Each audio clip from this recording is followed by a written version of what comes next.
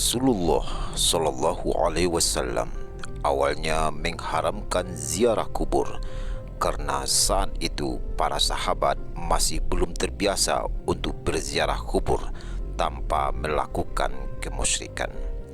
Mengingat sebelum memeluk Islam, orang-orang Arab sudah terbiasa menyembah kuburan, meminta dan berdoa serta memberikan berbagai persembahan kepada ruh yang ada di dalam kuburan.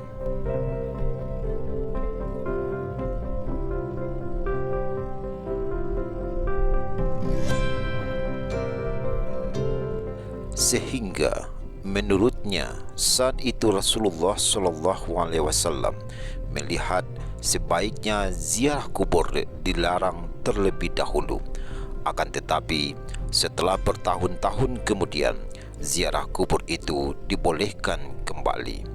Rasulullah SAW tidak serta-merta membolehkan ziarah kubur, melainkan saat itu beliau memandang para sahabat sudah memiliki kedalaman iman serta akidah yang dianggap telah kokoh dan mantap, sehingga tidak ada risiko jatuh kepada jenis-jenis kemusyrikan dalam kubur.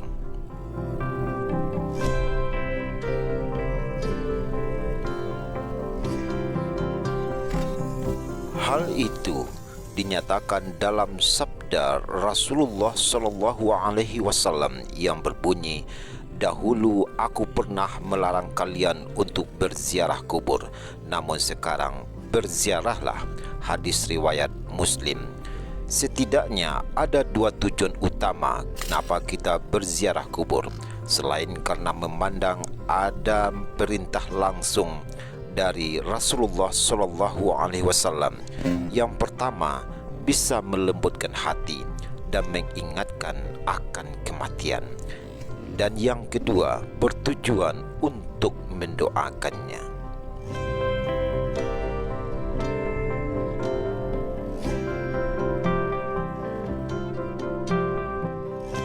Selain menziarahi makam sanak famili dan handai tolan, alangkah baiknya kita juga menyempatkan diri menziarahi makam para guru, ulama dan aulia yang telah berjasa dalam penyebaran dan pengembangan Islam. Ibarat kata ulama di surau, menziarahi guru yang hidup menambah ilmu, menziarahi guru yang telah wafat bisa menambah makrifat.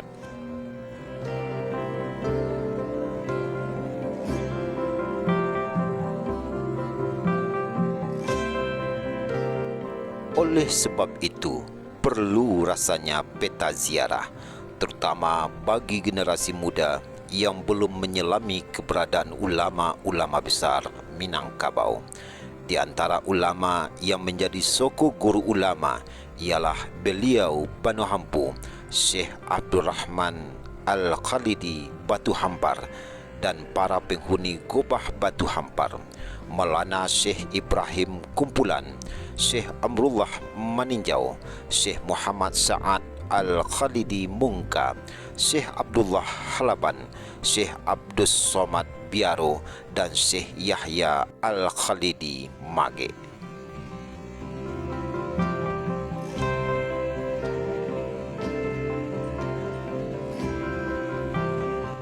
Kemudian ziarah ke Syekh Sulaiman Arasuli Canduang, Syekh Abbas Qadi Ladang Laweh, Syekh Abdul Wahid Tobek Godang, Syekh Arifin Batu Hampar, Syekh Jalaluddin Ongku Karuang, Si Cincin Payakumbuh, Syekh Muhammad Jamil Jaho, Syekh Ahmad Tahir Batu Taga, Syekh Salim Bayur, dan ulama lainnya.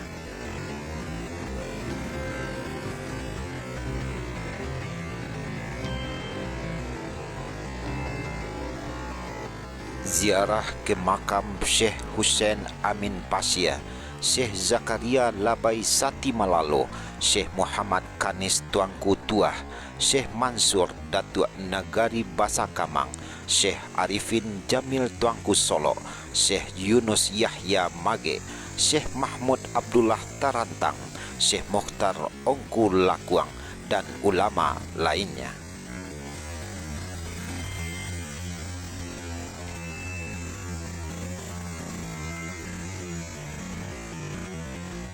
Kalau untuk Luak Nan Tuo, tanah datar, ziarah bisa dilakukan mulai dari Jaho, yaitu Syekh Muhammad Jamil Jaho, kemudian terus ke Malalo, yaitu makam Syekh Zakaria Labai Sati Malalo dan Syekh Yahya Al-Khalidi Malalo.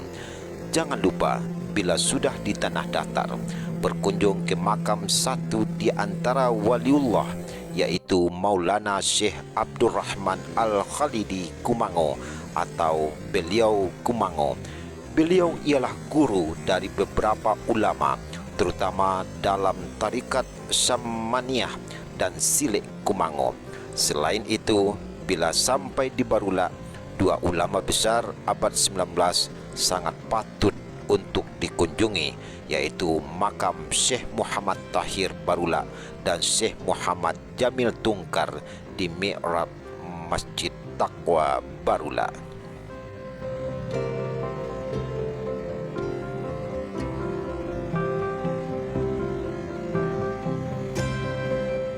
Jika di Luhak Agam, bisa mulai dari beliau Ladang Lawe yang makamnya di bagian mihrab Masjid Ladang Lawe. Makam beliau ialah tempat ziarah penting dari ulama-ulama tua. Hampir setiap tahun Syekh Canduang menziarahi makam ini bersama murid-muridnya. Menurut riwayat, beliau Ladang Lawe inilah yang memulai khalaqah dengan berpedoman kepada sistematika kitab atau ilmu-ilmu sebagaimana yang ada di Masjidil Haram.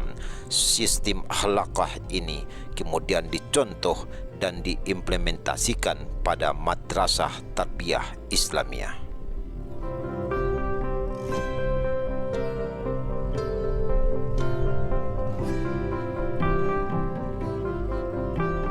Setelah makam beliau Ladang Lawe, tidak jauh dari situ terdapat makam Syekh Abbas Qadi Ladang Lawe, ayah Buya Sirajuddin Abbas.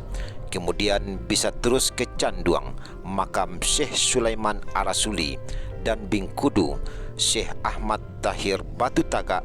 Di Kota Tuo Balai Gurah ada makam Syekh Tuanku Nantuo yang banyak melahirkan ulama-ulama besar di belahan Nusantara ini, seperti Tuanku Imam Bonjol, Tuanku Narenceh, bahkan keturunan beliau Syekh Jalaluddin Fakih Syagir Tuanku Samia, atau lebih dikenal dengan Inyak Cangkiang pertama, yang makamnya di Cangkiang Batu Taba, memiliki salah seorang anak Syekh Muhammad Al-Khalidi yang makamnya bersebelahan dengan ayahandanya Syekh Jalaluddin Fakir Sagir Tuanku Samia itu.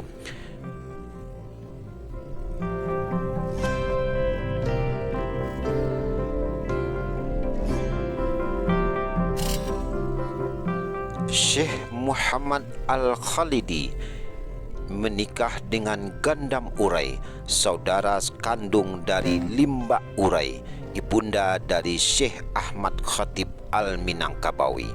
Buah dari pernikahannya Syekh Muhammad Al-Khalidi dengan Gandam Urai melahirkan Syekh Ahmad Tahir, seorang ulama besar dan telah banyak melahirkan ulama-ulama terkemuka di negara Malaysia.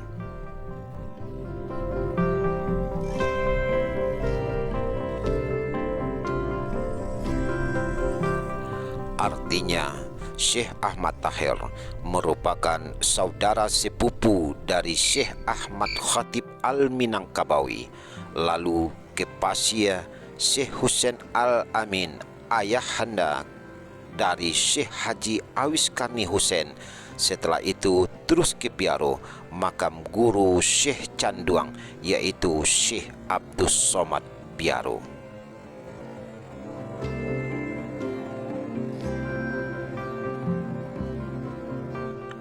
Dari Biaro terus ke Kamang Mage, yaitu makam Syekh Yahya Al-Khalidi Mage dan anaknya Syekh Yunus Yahya Mage, tempatnya di bagian mihrab Surau Baru Mage. Kemudian terus ke makam Buya Mansur Datuk Nagari Basa. Terus lagi ke Tarusan, makam Syekh Harifin Jamil Tuanku Solo.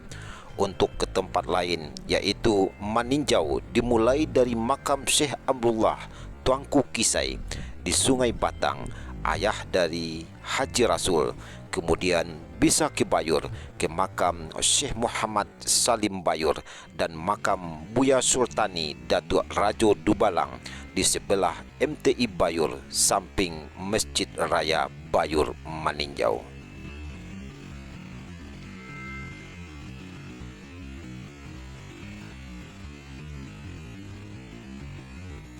Di Luhak nan bungsu 50 kota bisa dimulai dari Batu Tanyah Simpang Batu Hampar, yaitu makam Syekh Muhammad Kanis Tuanku Tua. Kemudian terus ke Batu Hampar mengunjungi makam Ashabul Qobah, yaitu 6 Syekh besar di Batu Hampar. Pertama, Maulana Syekh Abdul Rahman Al-Khalidi Batu Hampar. Kedua, Syekh Arsyad Batu Hampar, Guru Suluk Syekh Canduang. Ketiga, Syekh Arifin Batu Hampar. 4, Syekh Ahmad Batu Hampar. Kelima, Syekh Darwish Arsyadi Batu Hampar. Dan keenam, Syekh Damran Arsyadi, salah seorang murid tertua Syekh Canduang.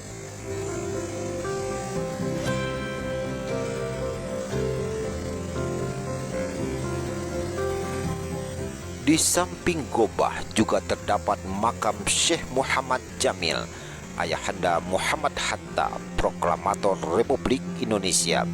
Dari Batu Hampar terus ke Belubus, yaitu makam Maulana Syekh Mudo Abdul Qadim Belubus, sufi paling berpengaruh di Luhak 50. Kemudian terus ke Tobek Godang, makam Syekh Abdul Wahid Tobek Godang di Komplek MTI Tobek Godang. Jangan lupa juga singgah di makam Syekh Muhammad Saleh Padang Kandi, ayahanda Syekh Tobek Godang. Terus ke Mungka, ke makam Syekhul Masyaid Syekh Muhammad Sa'ad Al-Khalidi Mungka.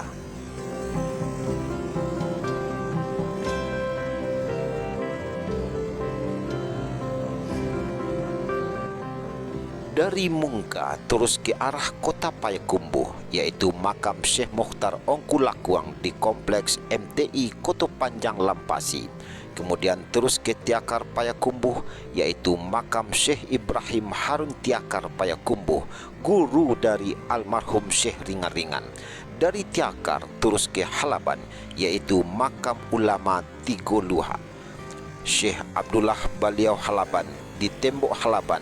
Bila sudah di Payakumbuh, jangan melupakan makam Syekh Nantuo Taram di Kompleks Surau Tuo Taram. Beliau ialah teman Syekh Abdul Rauf Al-Fansuri ketika belajar dengan Syekh Ahmad Kusyaisi di Madinah Munawarah.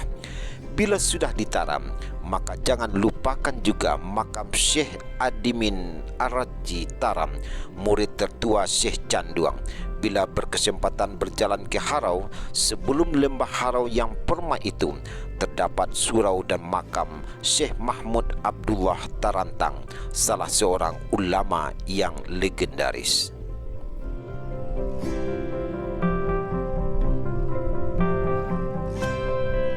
Demikianlah rute ziarah yang bisa kita tempuh, dan apa yang sudah kita bacakan ini hanya sebagian kecil tempat-tempat ulama yang dapat kita sebutkan pada kesempatan ini.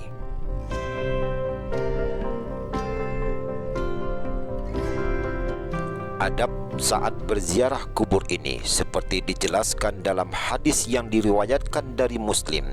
Aisyah bertanya, "Apa yang harus aku ucapkan bagi mereka syahibul kubur, wahai Rasulullah?" Beliau bersabda, "Ucapkanlah salam sejahtera untuk kalian, wahai kaum muslimin dan mukminin penghuni kubur. Semoga Allah merahmati orang-orang yang telah mendahului dan juga orang-orang yang diakhirkan. Sungguh, insya Allah kami pun akan menyusul kalian." Hadis riwayat Muslim.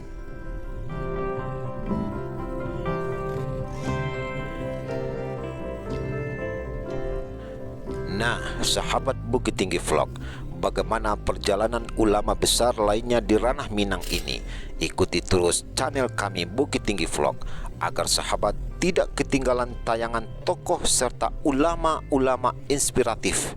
Silakan like and subscribe Bukit Tinggi Vlog serta bagikan di akun media sosial lainnya, karena berbagi itu indah, apalagi berbagi dengan kisah tokoh-tokoh inspiratif yang mampu membangkitkan motivasi amalan kita pada masa mendatang.